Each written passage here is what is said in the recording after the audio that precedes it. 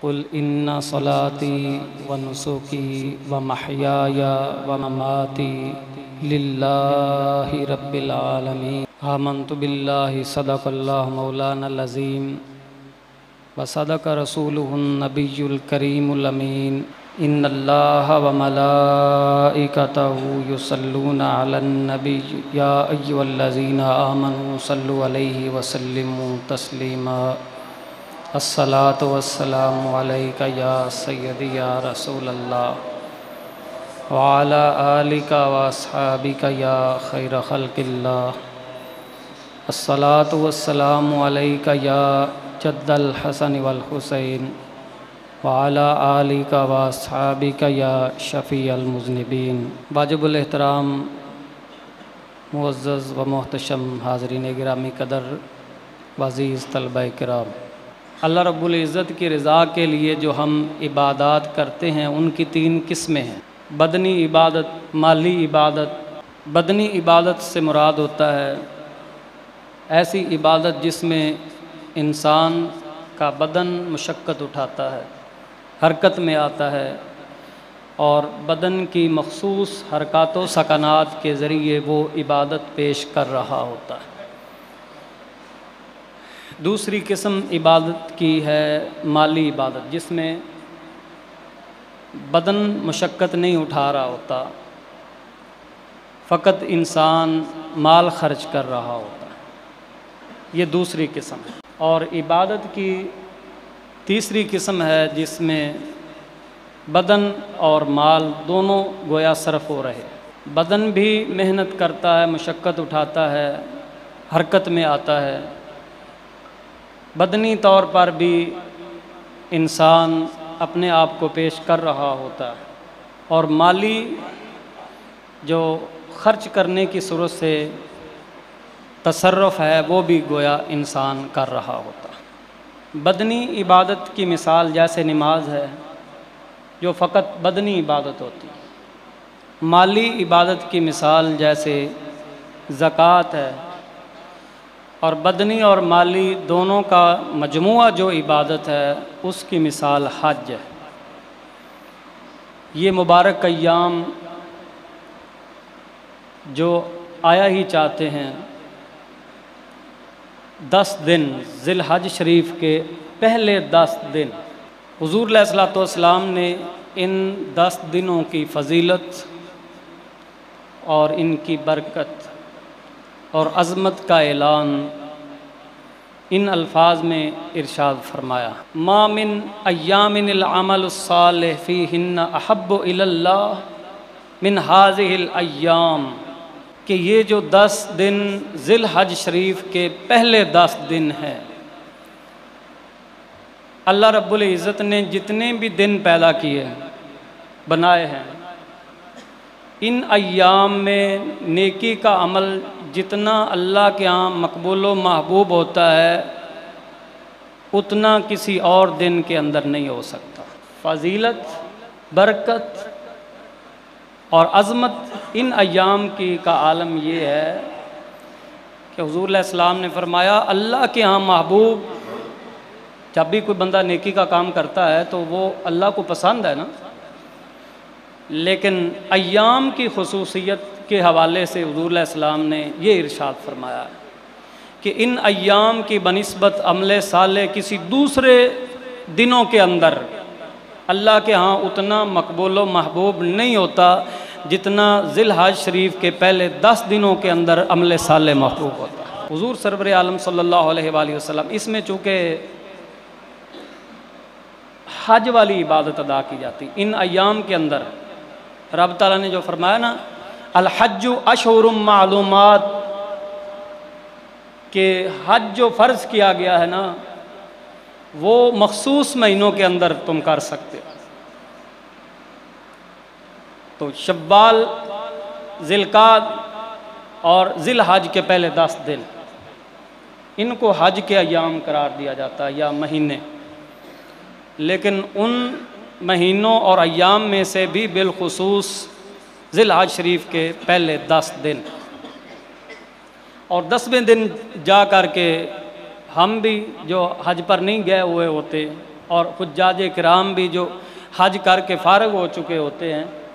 تو اگر وہ تمتع یا قران کی صورت میں حج کر رہے ہیں کہ وہ ایک سفر میں 2 نعمتوں کو حاصل کر رہے ہیں، تو شکرانہ نعمت کے طور پر وہ بھی قربانیاں کرتے ہیں اور ہم بھی 10ویں ذی الحج کو قربانی کرتے ہیں، یعنی جو حج پر نہیں ہوتے۔ حضور علیہ الصلوۃ والسلام نے ارشاد فرمایا، اذا دخل العشر، جب ذی الحج شریف کے پہلے 10 دن ان کے آنے کا آغاز ہو جائے، اور ایک روایت میں حضور علیہ السلام نے فرمایا، من رعا منکم ہلال ذی الحج، تم میں سے جو آدمی ذی الحج شریف کا چاند دیکھ لے، وَأَرَادَ أَن يُضَحِّيَ، اور اس کا ارادہ اور نیت یہ ہو کہ وہ قربانی بھی کرے گا، فَلَا يَمَسَّ مِن شَعْرِهِ وَأَظْفَارِهِ شَيْئًا، او کما قال رسول اللہ صلی اللہ علیہ وسلم، اس قربانی کی نیت جس نے کی ہوئی ہے اور ذی الحج شریف کا مہینہ اس کا آغاز ہو جائے، چاند دیکھ لے،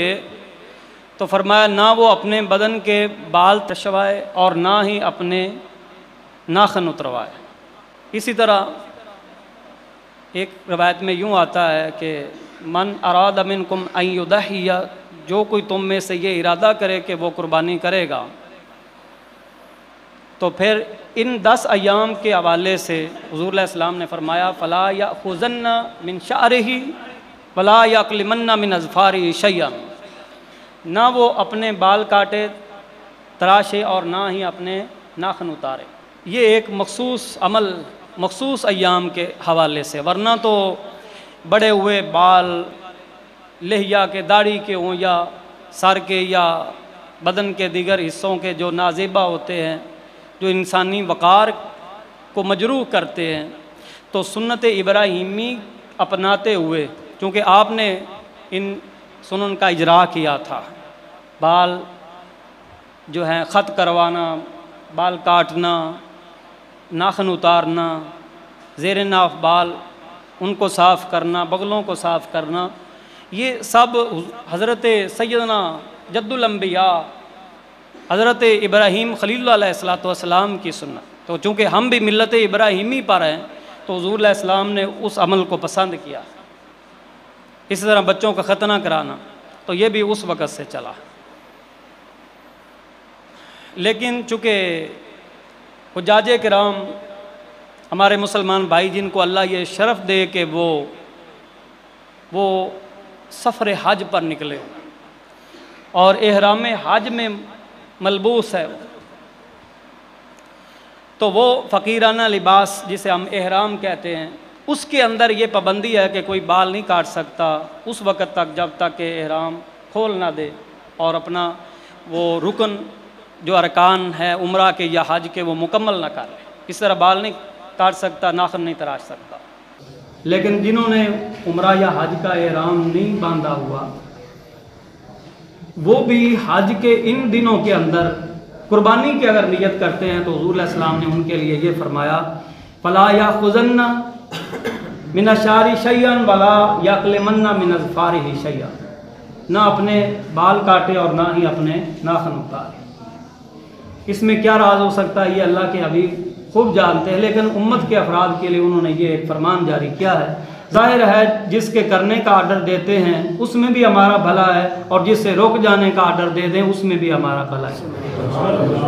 چونکہ ہم ماننے والے تو ہمارا اقرار تو یہی کہ بے شمار فوائد اور نیکیاں گویا وہ انتظار میں ہیں کہ حضور علیہ السلام کے جو امتی کہلانے والے لوگ ہیں، اگر وہ اس عمل کی طرف آئیں جس کو حضور علیہ السلام نے جاری فرمایا اور رک جائیں ان اعمال سے جن سے حضور علیہ السلام نے روکا ہے، تو بے پناہ فوائد ظاہری اور باطنی اور نیکیوں کے انبار اور ڈھیروں تعداد کے اندر لا تعداد جو حسنات ہیں وہ تمہارے منتظر ہیں، گویا کہ آئیں اور یہ کہ سمیٹے ہوئیں۔ بس ضرورت اس امر کی ہوتی ہے کہ اخلاص پیدا ہو، جس طرح کہ اللہ رب العزت نے ارشاد فرمایا، قل ان صلاتی و نسکی و محیای و مماتی للہ رب العالمین، اے حبیب فرما دو بے شک میرا نمازیں پڑھنا، قربانیاں دینا، حج کے ارکان ادا کرنا یہاں تک کہ میرا زندہ رہنا اور دنیا سے جانا للہ رب العالمین، سب اللہ کی رضا کے لیے، اسی کی خاطر، وحدہ لا شریک لہ، جو میرا رب ہے اسی کے لیے۔ یہ سبق اور درس اور حکم، یہ حکم خدا بندی ہے۔ فرمایا قل، اے حبیب آپ فرما دیجیے کہ بھائی میرا تو اخلاص ہے، میں تو مخلصاً خالصۃ للہ عمل کرتا ہوں، یہاں تک کہ نمازیں بھی اسی کو راضی کرنے کے لیے پڑھتا ہوں، قربانیاں بھی اس کو راضی کرنے کے لیے دیتا ہوں، آنا جانا اسی کے لیے ہوتا ہے، اٹھنا بیٹھنا اس کی رضا کے لیے ہوتا ہے، یہاں تک کہ زندہ رہنا اور دنیا سے جانا بھی اسی کی مرضی کے ساتھ ہے اور اسی کے لیے، للہ رب العالمین، یہ اخلاص کے لیے۔ اسی طرح قرآن پاک کے اندر دوسرے مقام پر اللہ رب العزت نے ارشاد فرمایا لن ینال اللہ لحومها ولا دماؤها ولکن ینالہ التقوی منکم، فرمایا یہ ہرگز بھی کوئی نہ ذہن میں لائے اور تصور کرے کہ جب ہم قربانیاں کرتے ہیں تو گوشت اور یہ سب چیزیں یہ اللہ کے حضور پیش ہوتی ہیں اور وہ نعوذ باللہ ان کا ضرورت مند ہے، ایسا کچھ بھی نہیں۔ ان اللہ لغنی الحمید، اللہ تعالیٰ غنی ہے، حمید ہے، سراہا ہوا ہے، اس لیے فرمایا کوئی تصور میں بھی نہ لائے کہ یہ قربانیوں کے گوشت اس تک پہنچتے ہیں، گوشت بھی تمہارے پاس رہ جاتے ہیں، ہڈیاں بھی تمہارے پاس رہ جاتی ہیں، بال بھی تمہارے سامنے ہوتے ہیں، کھال بھی تمہارے سامنے ہوتی ہے، ہر شے قربانی کے جانور کی تمہارے پاس ہی ہے، ہاں اللہ تک جو چیز پہنچتی، فرمایا وَلَٰكِن يَنَالُهُ التَّقْوَىٰ مِنكُمْ، تمہارے دلوں کی پرہیزگاری اور حسن نیت اس تک، جو تمہارے دلوں میں تقویٰ ہوتا ہے، پرہیزگاری ہوتی ہے، حسن نیت ہوتی ہے، اللہ رب العزت اسے قبول فرماتا ہے۔ وَلَٰكِن يَنَالُهُ التَّقْوَىٰ مِنكُمْ، تمہاری جانب سے جو تقویٰ ہے، پرہیزگاری ہے، حسن نیت ہے، حسن اخلاص ہے، وہ اللہ رب العزت چاہتا ہے اور وہ اس تک پہنچتا ہے اور اسی کے ذریعے ہی نیکیاں دی جاتی ہیں۔ صحیح بخاری شریف کی پہلی حدیث ہے، فرمایا انما الاعمال بالنیات، کہ اعمال کا دار و مدار، یعنی اعمال کے اوپر ثواب اور نیکیوں کے ملنے کا دار و مدار نیات پر ہے، جیسی نیت ہوگی ویسا اسے مل جائے۔ اسی طرح قربانی اور حج کے اندر بھی نیت درست کرنی ضروری ہے۔ قربانی میں یہ نیت نہ ہو کہ لوگ کہیں بڑا سخی ہے، بڑا گوشت بانٹتا ہے، قربانی میں یہ نیت نہ ہو کہ لوگ کہیں کتنا بڑا جانور فلاں امیر لوگ ہیں، انہوں نے امیروں نے کر دیا، فلاں کوٹھی والوں نے یہ کر دیا۔ یہ نیت اگر ہوگی تو لوگ کہہ دیں گے بس معاملہ ختم، یعنی جو نیت تھی وہ مل گیا ہے۔ تیری نیت تھی کہ لوگ کہہ دیں فلاں نے یہ کیا ہے، اتنی خیرات انہوں نے کی ہے اور اتنا گوشت بانٹا ہے، تو لوگوں نے تو کہہ دیا ہے۔ لہذا رب تعالیٰ سے نیکیوں کے اور ثواب کے حصول کی نیت چونکہ نہ تھی تو ثواب کے لیے ہاتھ پھیلائے گا کہاں، وہ تو نیت ہی نہ تھی۔ اس لیے فرمایا وَلَٰكِن يَنَالُهُ التَّقْوَىٰ مِنكُمْ، قربانی کرنے والوں کے لیے بھی حسن اخلاص پیدا کرنا ضروری، وہ اپنے دل میں اخلاص پیدا کریں، حسن نیت رکھیں اور وہ عمل صالح کارگر ثابت ہو اور اس پر ہمیں نیکیاں اور اجر ملے، تو اس کا دار و مدار بھی اسی بات پر ہے کہ ہم اپنی نیات کو درست کریں۔ اسی طرح حج کرنے والے عمرہ کریں، معتمرین حضرات اور حجاج، تو ان کے لیے بھی حسن نیت کا پایا جانا بہت ضروری،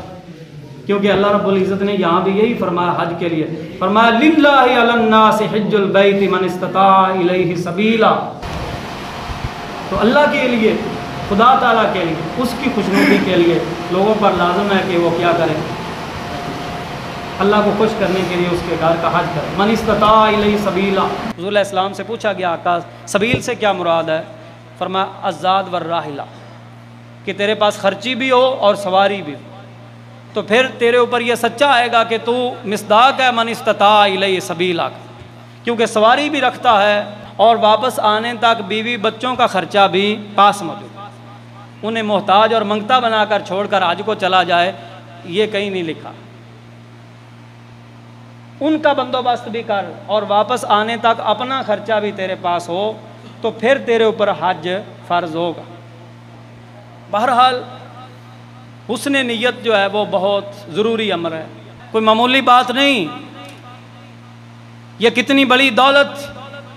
اور کتنی بڑی عزت ہے بندے کے لیے کہ بندہ خدا کے گھر کے حج کے لیے نکل پڑے، اور پھر نیت اچھی تھی، خالص تھی، تو فرمایا حج کرے اسے کتنا ملے گا تم اندازہ یہاں سے لگا لو کہ بس نیت کر کے احرام باندھے، تلبیہ کہہ دے۔ حضور علیہ السلام فرماتے ہیں وہ بیت اللہ شریف تک پہنچ نہ سکا تھا، زیارت نہ پائی تھی، عمرہ اور حج نہ کر سکا تھا، لیکن رستے میں وفات پا جانے والا ہے، لیکن چونکہ اس کی نیت اچھی ہے تو فرمایا کاتب اللہ لہو، اللہ رب العزت اس کے لیے ہر سال لکھے گا کیا؟ حج مبرورا، اس کے لیے ہر سال مقبول حج کا ثواب لکھ دیا۔ حضور علیہ السلام فرماتے ہیں کوئی بندہ طواف کر رہا ہو نا، دنیا کی کوئی بات اگر کرتا ہے بالفرض، کوئی اپنی گفتگو کر لیتا ہے، اپنے ساتھی کے ساتھ گفتگو کر لیتا ہے، یا کوئی اور کھانے پینے کے معاملے کا ذکر کر لیتا ہے، اور ادھر کر رہا ہے بیت اللہ کا طواف، فرمایا مناسب نہیں ہے، ایسا نہ کرے، کیونکہ وہ رب کے گھر کا طواف کر رہا ہے، تو اس کے لیے تو ضروری ہے کہ وہ ذکر اللہ کرے۔ لیکن اگر طواف ہی کو لو تو فرمایا وہ بھی نماز کی طرح ہے، یعنی جس طرح نماز ہمیں فوائد دلاتی ہے، فائدہ دیتی ہے، نماز ثواب اور نیکی کے ملنے اور حاصل ہونے کا ذریعہ ہے، فرمایا بیت اللہ شریف کا طواف ہی نماز کے قائم مقام۔ اور پھر حضور علیہ السلام نے اس کو ذرا کھولا، سننا ذرا کتنی خوبصورت بات۔ حضور علیہ السلام فرماتے ہیں دو طرح کے طواف کرنے والے ہوتے ہیں،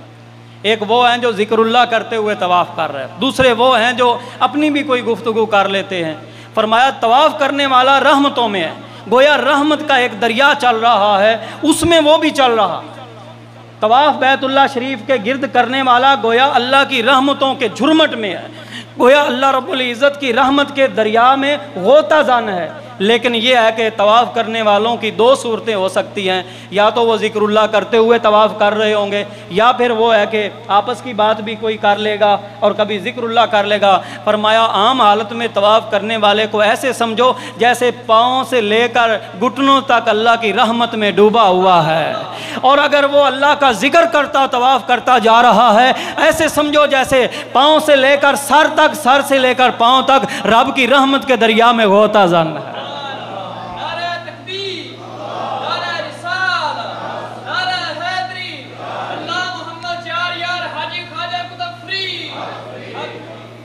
اور فرمایا حضرت ابن عمر رضی اللہ تعالیٰ عنہما نے، لوگوں نے جب دیکھا نا وہ رکن یمانی پر بڑی بھیڑ کر لیتے تھے، بڑی شدت کے ساتھ دوڑ کر ادھر آتے تھے۔ رکن یمانی، چار رکن چار کونوں کو کہتے ہیں، کعبۃ اللہ کے ہیں، یہ دو کو یمانیین کہتے ہیں اور دو کو شامیین کہتے ہیں، یعنی دو رکن یمانی ہے اور دو رکن شامی ہیں۔ حالانکہ یہ تغلیب ہوتی ہے، علماء اسے جانتے ہیں کہ ایک پر حجر اسود نصب ہے اور دوسرا یمانی رکن، اور دوسرے جو دو جانب ہیں وہ ایک شام اور ایک عراق کی طرف بنتا ہے، لیکن یہ ہے کہ بہرحال دو نام ہی دیے گئے ان چار رکنوں کو، دو یمانی ہے اور دو شامی۔ ابن عمر رضی اللہ تعالیٰ عنہ، لوگوں نے جب دیکھا کہ طواف کرتے ہیں اور جب رکن یمانی کے پاس آتے ہیں تو بھاگ کر اس کی طرف لپکتے ہیں اور آ کر اسے مس کرتے ہیں۔ لوگوں نے گھیر لیا کہ ایسا کیوں کرتے؟ انہوں نے اگر میں نے رسول اللہ کو ایسا کرتے نہ دیکھا ہوتا تو میں بھی نہ کرتا، میں نے ہمارے آقا صلی اللہ علیہ وسلم کو دیکھا، حالانکہ بیت اللہ تو سارا کا سارا ہی مشرف، کعبۃ اللہ تو سارا ہی عظیم ہے، لیکن وہ شرف جو امام الانبیاء صلی اللہ علیہ وسلم دیکھ رہے تھے رکن یمانی کا، حضرت ابن عمر دیکھ رہے تھے، تو وہ کہتے ہیں کہ مجھ سے سوال کرنے والوں، اچھا سوال کیا تم نے، تمہیں بھی پتہ ہونا چاہیے، اگر امام الانبیاء صلی اللہ علیہ وآلہ وسلم کو میں رکن یمانی کی طرف لپکتا اور اس کا مسا کرتا نہ دیکھتا تو ابن عمر بھی نہ کرتا، لیکن چونکہ میں نے اپنے آقا صلی اللہ علیہ وسلم کو دیکھا وہ اس کا مسا کر رہے ہیں، اور میں نے سنا رسول اللہ صلی اللہ علیہ وسلم سے آپ کیا فرما رہے تھے، فرمایا ان مساہما، یہ جو دو رکن یمانی ہے نا ان کو مس کرنا، ان مساہما کفارۃ للخطایا، فرمایا گناہوں کا کفارہ جو چاہتا ہے ان دو رکنوں کا مسا کر لے اللہ اس کے گناہوں کو معاف کر۔ قدم قدم پر نیکیاں پانے والے لوگ کون ہیں؟ جنہیں یہ شرف ملتا ہے کہ رب کے گھر کا زیارت کر، دیدار پا لے، اللہ کے گھر کا حج کریں، عمرہ کریں، قدم قدم پر نیکیاں۔ حضور علیہ السلام فرماتے ہیں طواف کرنے والا ایک قدم رکھتا ہے دوسرا بھی اٹھاتا نہیں ہے تو اس کے لیے کیا ہو جاتا ہے؟ 10 نیکیاں مل جاتی ہیں، 10 گناہ معاف ہو جاتے ہیں ایک ایک قدم پر۔ اور فرمایا جو پورے 7 چکر گن کر بیت اللہ شریف کا طواف مکمل کر لے اس کے لیے کیا ہوگا؟ فرمایا کان لہو کا عتق رقبۃ، اسے اتنا ثواب ملے گا جیسے رائے خدا میں غلام آزاد کر دیا۔ پتہ ہے تمہیں غلام آزاد کرنے کا کتنا بڑا ثواب ہے؟ صحیح بخاری کی روایت ہے، حضور علیہ السلام فرماتے ہیں کوئی رائے خدا میں غلام آزاد کرے نا تو سر کے بدلے میں آزاد کرنے والے کا سر جہنم کی آگ سے آزاد ہو جاتا ہے، دھڑ کے بدلے میں دھڑ، نچلے حصے کے بدلے میں نچلا حصہ آزاد کرنے والے کا جہنم کی آگ سے آزادی پا جاتا ہے۔ یعنی جو رائے خدا میں غلام آزاد کرتا ہے اللہ اس بندے کو جہنم کی آگ سے آزادی عطا۔ دیکھو نا اللہ کا گھر ہے کتنا مشرف، اور پھر اس کے ایک رکن پر حجر اسود نصب ہے نا، حضور علیہ السلام نے فرمایا کہ یہ جنت سے اتارا گیا پتھر ہے، حجر اسود جنت سے اتارا گیا پتھر ہے، اور جب یہ جنت سے اتارا گیا تھا نا تو فرمایا وَأَشَدُّ بِيَاضًا مِنَ اللَّبَنِ، یہ دودھ سے بھی زیادہ سفید تھا جب جنت سے اتارا گیا تھا۔ فَسَوَّدَتْهُ خَطَايَا بنی آدم، فرمایا بنی آدم انسان گناہوں میں ڈوبے ہوئے جب آ کر کے اس کا استلام کرتے ہیں، ادھر بوسہ دیتے ہیں ادھر وہ گناہوں کو چوس لیتے ہیں۔ فَسَوَّدَتْهُ خَطَايَا بنی آدم، انسانوں کی خطاؤں نے اسے سیاہ کر دیا ہے، لیکن یہ کبھی دودھ سے زیادہ سفید ہوا کرتا تھا۔ اور بیت اللہ شریف کے پاس ایک اور پتھر بھی جسے ہم مقام ابراہیم جہاں نشان ہے حضرت ابراہیم خلیل اللہ علیہ السلام کے قدمین شریفین کے، حضور علیہ السلام فرماتے ہیں وہ پتھر اور یہ پتھر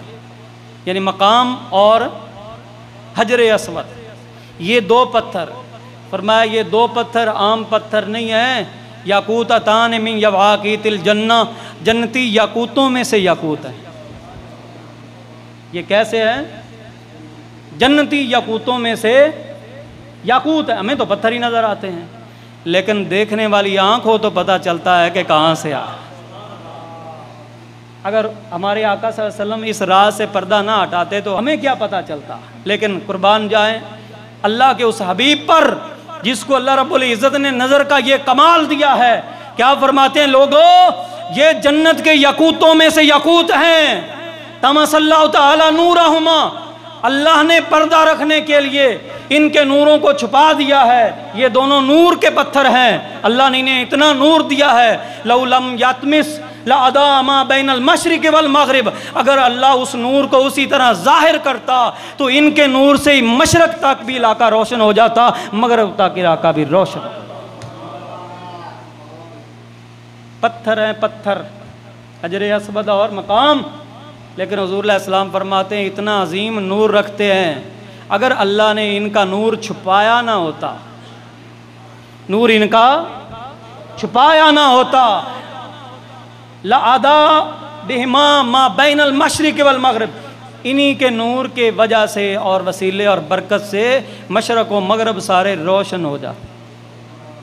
سمجھ رہی میاری بات؟ علماء فرماتے ہیں اگر اللہ پتھروں کو نور اتنا تگڑا اور عظیم دے سکتا ہے تو اپنے نبیوں کو بھی نور دے سکتا ہے، لیکن ان پتھروں کو رب تعالیٰ نے اتنا نور دیا ہے۔ حضور علیہ السلام فرماتے ہیں پردہ رکھا گیا ہے تاکہ ایمان بالغیب لوگوں کا سلامت رکھے۔ اللہ رب العزت غیب والے ایمان کو پسند کرتا ہے، الذین یؤمنون بالغیب، ان کی صفت بیان کرتا ہے جو غیب پر ایمان رکھتے ہیں، اور یہ ایمان بالغیب ہی ہمارے ہم تو نہیں دیکھ رہے ہیں کہاں سے لائے گئے تھے، ہم تو نہیں دیکھ رہے ان کا کوئی نور بھی ہے، لیکن نور علی نور نبی اپنی نورانی آنکھ سے دیکھ کر فرماتے ہیں لوگوں یہ اتنے عظیم نور رکھتے ہیں، اگر رب ان کا نور ظاہر کرے تو مشرق و مغرب ان کے نور سے ہی روشن ہو جائے۔ اور پھر یہ بھی تو غیر اللہ ہی ہے نا، پتھر غیر اللہ ہی ہوتا ہے، اگر اللہ ان پتھروں کو نور دیتا ہے اور دینے پر قادر علی کل شیء قدیر، جنت کے 2 پتھروں کو نور اتنا تگڑا دے دے تو وہ اپنے نبیوں کو بھی نور دینے پر قادر ہے۔ دینے والا تو رب بھی ہے نا، پھر روکنے والا کون ہو سکتا؟ عطا تو اسی کی ہے نا۔ بہرحال حضور علیہ السلام فرماتے ہیں دوستو، رکن یمانی کے اوپر اللہ رب العزت نے 70 فرشتوں کی ڈیوٹی لگا دی۔ وکل بہ سبعون ملکا، حضور علیہ السلام فرماتے ہیں رکن یمانی کے اوپر اللہ نے 70 فرشتوں کی ڈیوٹی لگا دی۔ فرشتے بھی نور ہی ہے نا، ہمیں تو نہیں نظر آتے، ہم نے بھی مسح کیا تھا اللہ کے فضل سے رکن یمانی کا مسح ہم نے بھی کیا ہے، یہ شرف ملا ہے، لیکن 70 فرشتے ہمیں تو نظر نہیں آئے، لیکن دیکھنے والی آنکھ ہو تو نظر آتے ہیں نا۔ ہمارے آقا فرماتے ہیں 70 فرشتے وہاں موکل ہیں اسی رکن یمانی پر، ادھر بندہ دعا کرتا ہے اے میرے رب مجھے دنیا آخرت کی بھلائی اور اچھائی عطا فرما دے، ادھر وہ کہتے ہیں آمین مولا اس کی دعا کو قبول فرما لے۔ ہیں بھی صحیح اور کر کیا رہے ہیں یہ نبی جانتے ہیں، فرشتے ہیں بھی صحیح اور دعا کیا کر رہے ہیں یہ ہمارے آقا جانتے ہیں، اور جو ہمیں نظر نہ آئے نبی جانے، اسے تو غیب کہتے ہیں۔ یہ غیب ہی کا علم ہے جو اللہ نے عطا کیا تھا۔ بس فرق یہ ہے کہ ہم صرف یہ اقرار کرتے ہیں کہ اللہ نے اپنے حبیب کو صلی اللہ علیہ وسلم کو غیب کا علم عطا کیا ہے، ذاتی علم اللہ کے پاس، ذاتی غیب کس کے پاس ہے؟ اس کی عطا کے بغیر کوئی نہیں جانتا۔ ہاں اگر وہ عطا کرے تو نبی بتا سکتے ہیں رکن یمانی پر 70 فرشتے کھڑے، اگر اللہ عطا کرے تو فرما سکتے ہیں کہ مقام اور حجر اسود جنت سے اتارے گئے 2 پتھر ہیں اور یہ نورانی پتھر ہیں۔ اللہ عطا فرمائے تو ایسے علوم نبیوں کے پاس ہوتے ہیں۔ وقت ہو گیا ہے، اللہ رب العزت ہمیں اس نے عمل کی توفیق عطا فرمائے، آمین ثم آمین۔